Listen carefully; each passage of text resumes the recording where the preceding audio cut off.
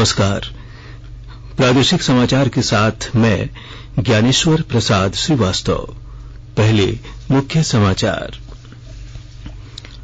प्रधानमंत्री नरेंद्र मोदी ने कहा है कि नेपाल में रुपे कार्ड शुरू होने से हमारे आर्थिक संपर्क में जुड़ेगा एक नया अध्याय। केंद्र सरकार डाकघर बचत योजना के तहत जल्द शुरू करेगी एनी टाइम एनीवेयर योजना। प्रकृति पर्व सरहुल पूजा कल, राजधानी में निकलने वाली शोभा यात्रा को लेकर पुलिस प्रशासन तैयार। और रमजान का पवित्र महीना आज से शुरू, उपराष्ट्रपति और प्रधानमंत्री ने दी देशवासियों को बधाई। और अब समाचार विस्तार से। भारत और नेपाल के बीच 4 समझौता ज्ञापनों पर हस्ताक्षर किए गए हैं। प्रधानमंत्री नरेंद्र मोदी और नेपाल के प्रधानमंत्री शेर बहादुर देउबा की कल नई दिल्ली में प्रतिनिधिमंडल स्तर की वार्ता के दौरान ये समझौते किए गए। इस अवसर पर श्री मोदी और श्री देउबा ने कई परियोजनाओं का संयुक्त रूप से उद्घाटन किया। उन्होंने बिहार के जयनगर और नेपाल के कुर्था के बीच यात्री रेलगाड़ी को झंडी दिखाकर रवाना किया। उन्होंने संयुक्त रूप से सोलू कॉरिडोर 132 किलोवाट क्षमता के बिजली पारेषण लाइन और नेपाल में बिजली उपकेंद्र का भी उद्घाटन किया। दोनों नेताओं ने नेपाल में रुपे कार्ड का भी शुभारंभ किया। इस अवसर पर आयोजित एक संयुक्त संवाददाता सम्मेलन में प्रधानमंत्री नरेंद्र मोदी ने कहा कि श्री देउबा ने दोनों देशों के संबंधों को मजबूत बनाने में प्रमुख भूमिका निभाई है। उन्होंने कहा कि दोनों देशों के लोगों के बीच ऐसे आपसी संबंध दुनिया में कहीं भी नहीं है। हम दोनों सहमत हैं कि हमें पावर सेक्टर में सहयोग के अवसरों का पूरा लाभ उठाना चाहिए। हमारा joint vision statement on power cooperation भविष्य में सहयोग का ब्लूप्रिंट साबित होगा। हमने पंचेश्वर परियोजना में तेज गति से आगे बढ़ने के महत्व पर जोर दिया है। यह प्रोजेक्ट इस क्षेत्र के विकास के लिए एक गेम चेंजर सिद्ध होगा। हमने भारतीय कंपनियों द्वारा नेपाल के हाइड्रो पावर डेवलपमेंट योजनाओं में और अधिक भागीदारी के विषय पर भी सहमति व्यक्त की। प्रधानमंत्री मोदी ने यह भी कहा कि नेपाल में रुपे कार्ड शुरू होने से हमारे आर्थिक संपर्क में एक नया अध्याय जुड़ेगा। श्री मोदी ने दोनों देशों की सुरक्षा और संरक्षा संस्थानों के बीच सहयोग को और अधिक सुदृढ़ करने पर बल दिया। भारत और नेपाल के ओपन बॉर्डर्स का अवांछित तत्वों द्वारा दुरुपयोग न किया जाए, इस पर भी आज हमने चर्चा की। अपनी डिफेंस और सिक्योरिटी संस्थाओं के बीच गहन सहयोग बनाए रखने पर भी हमने बल दिया। मुझे विश्वास है कि आज की हमारी बातचीत भारत नेपाल संबंधों के भविष्य के लिए महत्वाकांक्षी लक्ष्य निर्धारित करने के लिए कारगर सिद्ध होगी। नेपाल के प्रधानमंत्री देउबा ने कहा कि भारत नेपाल संबंधों के विभिन्न पहलुओं पर मैत्रीपूर्ण और सार्थक बातचीत हुई। केंद्र सरकार ने कहा है कि किसी भी समय और कहीं भी एनी टाइम एनीवेयर योजना डाकघर बचत योजना लागू करने की प्रक्रिया चल रही है। इससे डाक खातों से बैंक खातों में ऑनलाइन राशि ट्रांसफर करने की सुविधा उपलब्ध हो जाएगी।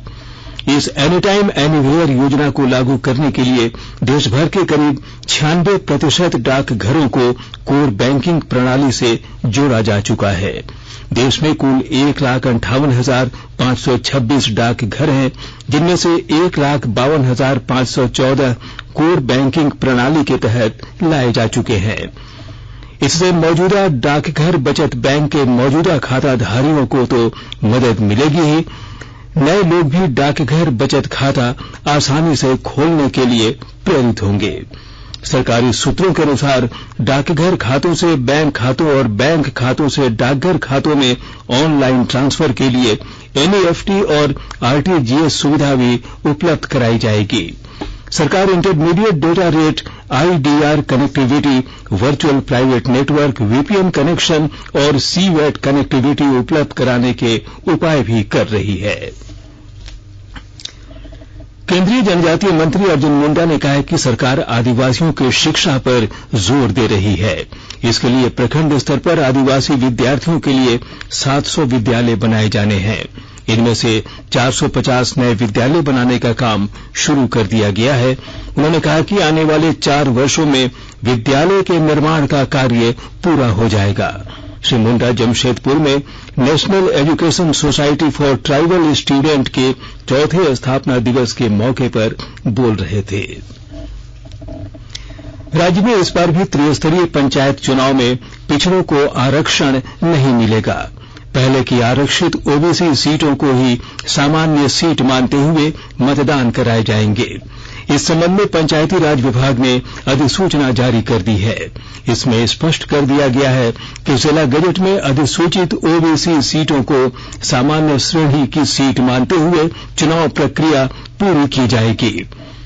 इधर भाजपा और आजसू की लगातार यह मांग रही है कि सुप्रीम कोर्ट के निर्देश के अनुसार पंचायत चुनाव में पिछड़ों को आरक्षण दिया जाए और इसे लेकर 2 सालों से अधिक समय से राज्य में पंचायत चुनाव नहीं हो सका था।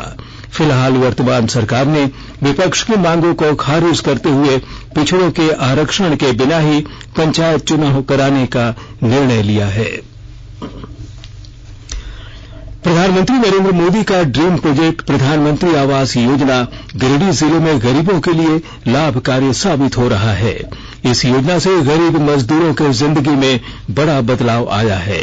गरीबों को अपना पक्का आशियाना मिल रहा है। मुखिया मनोज मंडल ने बताया कि उनके पंचायत में 380 प्रधानमंत्री आवास का निर्माण हुआ है। उन्होंने बताया कि पंचायत में सभी जरूरतमंद परिवार का मकान बन गया है।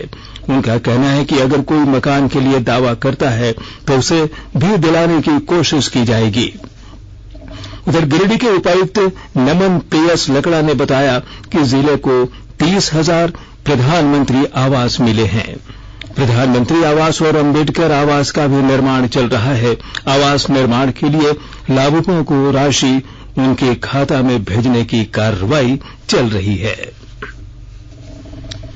आकाशवाणी के ताजातरीन समाचारों के लिए आप हमारी वेबसाइट newsonair.com पर लॉग इन कर सकते हैं। ताजा समाचार Twitter handle @AIR News Alerts और Facebook page all India radio news पर भी उपलब्ध है। आप प्रादेशिक समाचार एकांश के ट्विटर हैंडल @AIR News _ और फेसबुक, इंस्टाग्राम पेज तथा YouTube channel AIR News Ranchi पर भी हमारे बुलेटिन सुन सकते हैं। प्रादेशिक समाचार आप आकाशवाणी रांची से सुन रहे हैं।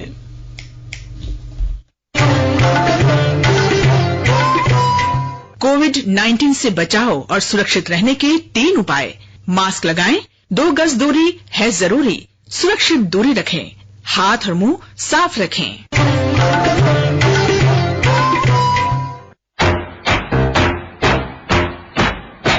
चलो मिलकर एक शुरुआत करें, चलो एक फैसला आज करें, मास्क नहीं तो टोकेंगे, कोरोना को रोकेंगे, चलो एक वादा करते हैं, चलो एक वादा करते हैं, मास्क नहीं तो टोकेंगे, कोरोना को रोकेंगे। भारत सरकार द्वारा जनहित में जारी। प्रादेशिक समाचार में आपका फिर से स्वागत है। कोडरमा में प्रधानमंत्री रोजगार सृजन कार्यक्रम में बैंक अधिकारियों की लापरवाही को जिले के उपायुक्त आदित्य रंजन ने गंभीरता से लिया है और ब्यौरा दे रहे हैं हमारे कोडरमा संवाददाता। कोडरमा जिले में प्रधानमंत्री रोजगार सृजन कार्यक्रम में लापरवाही को लेकर बैंक अधिकारियों के खिलाफ कार्रवाई की जाएगी। इसे लेकर उपायुक्त आदित्य रंजन ने अनुशंसा कर दी है। उन्होंने कहा कि इस योजना के प्रति बैंकों के खराब प्रदर्शन को गंभीरता से लिया गया है। जिले के विभिन्न बैंक शाखाओं में योजना का लाभ लेने के लिए महीनों से 242 आवेदन पड़े हुए थे, लेकिन अंतिम समय तक स्वीकृति नहीं दी गई। इस मामले पर संज्ञान लेते हुए उपायुक्त आदित्य रंजन ने बैंक अधिकारियों के विरुद्ध मुख्य सचिव और उद्योग सचिव को पत्राचार कर सूचित किया है। गजेंद्र बिहारी सिन्हा, आकाशवाणी समाचार, कोडरमा। पलामू जिले के पांकी थाना क्षेत्र स्थित मजदूर किसान इंटर कॉलेज डंडार में पिछले 15 मार्च की रात चोरी हुई करीब 5 लाख के कंप्यूटर उपकरण मामले में पुलिस को सफलता हाथ लगी है। जिले के पुलिस अधीक्षक चंदन कुमार सिन्हा ने बताया कि 20 दिनों में पुलिस ने चोरी कांड का उद्भेदन करते हुए 3 आरोपियों को गिरफ्तार कर लिया है। पुलिस ने गिरफ्तार आरोपियों के पास से 11 डेल कंपनी का डेस्कटॉप, कीबोर्ड, सीपीयू, माउस, एक फोटोकॉपी मशीन, कलर प्रिंटर और मोबाइल बरामद किया है। पुलिस अधीक्षक ने बताया कि इस कांड का मास्टरमाइंड पांकी का सतीश कुमार फरार है। उसका लोकेशन पंजाब बताया जा रहा है। उसकी गिरफ्तारी के लिए छापेमारी की जा रही है। राज्य भर में कल प्रकृति पर्व सरहुल धूमधाम के साथ मनाया जाएगा। इसे लेकर प्रशासन की ओर से विशेष तैयारी की गई है। सरहुल को लेकर निकलने वाली शोभा यात्रा को देखते हुए राजधानी रांची की यातायात व्यवस्था में कई बदलाव किए गए हैं।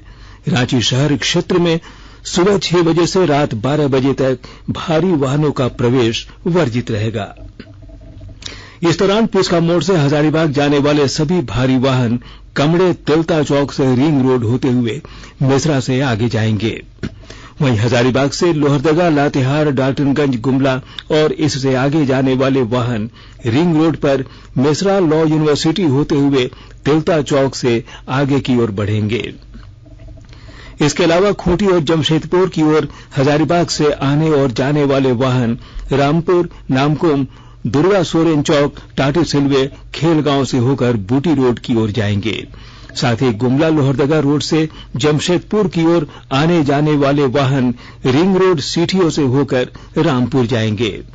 इधर राजधानी के मोरहाबादी स्थित रांची विश्वविद्यालय के दीक्षांत मंडप में सरना नवयुवक संघ द्वारा सरहुल पूर्व संध्या का आयोजन किया गया। मौके पर सरहुल फूल पत्रिका का विमोचन किया गया और सरहुल नृत्य गीत पर प्रतियोगिता आयोजित की गई।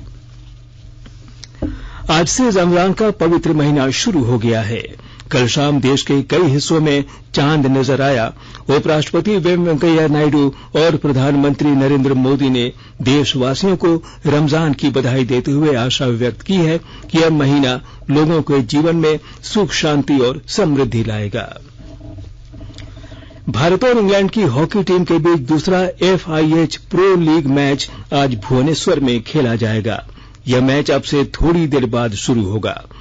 भारतीय टीम ने कल पहले मुकाबले में इंग्लैंड को शूट आउट में 3-2 से पराजित किया था।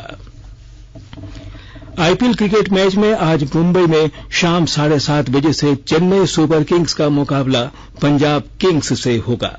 कल रात पुणे में गुजरात टाइटंस ने दिल्ली कैपिटल्स को 14 रन से हरा दिया था और इससे पहले मुंबई में एक अन्य मैच में राजस्थान रॉयल्स ने मुंबई इंडियंस को 23 रन से पराजित किया। अमृत महोत्सव के तहत आकाशवाणी के साप्ताहिक क्विज में आइए आप भी शामिल हों। आजादी के 75 वर्षों का पर्व अमृत महोत्सव प्रत्येक बुधवार शाम 7 बजे प्रसारित होने वाले प्रादेशिक समाचार के दौरान पूछे गए प्रश्न का सही उत्तर देने वाले एक प्रतिभागी इनाम का हकदार होगा। इसके लिए सुनते रहें आकाशवाणी रांची का प्रसारण।